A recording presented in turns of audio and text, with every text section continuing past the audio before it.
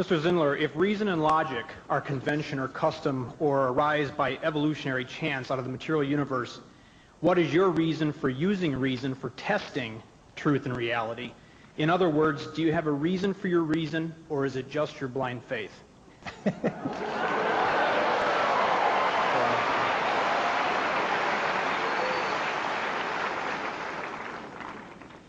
The ability to reason obviously was something that conferred selective advantage on various primate species.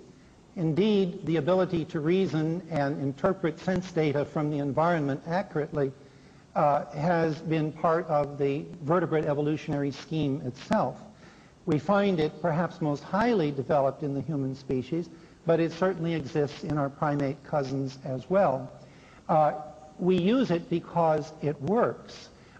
We survive because this nervous system, which functions according to what we call conventionally now the rules of logic, because it works. It's a very pragmatic sort of thing.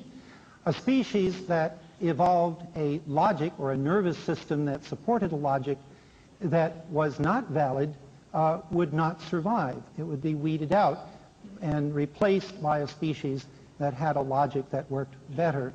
And indeed, one of the famous philosophers of science, Karl Popper, has himself developed a theory of epistemology, a theory of knowledge, in which he accounts for these meta-theories themselves in terms of evolution, that there is sort of a natural selection going on among logical systems, among philosophical systems.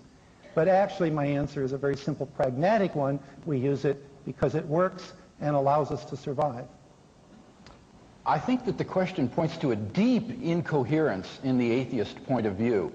Namely, if our beliefs are formed simply as a result of the selective advantage, that means that our belief-forming mechanisms don't aim at truth, they aim at survival.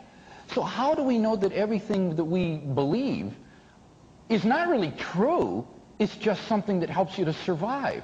In other words, there's no reason to think that the evolutionary story itself is true rather than just something that has survival value. Worse than that, Mr. Zindler is a determinist, and therefore everything that he thinks is just like, say, having a toothache or a limb growing a leaf. There is no truth to it, it's just all determined. So how do you know that the views that you hold to aren't simply the result of physical stimuli rather than rationality? I think that atheism is ultimately destructive of rationality itself.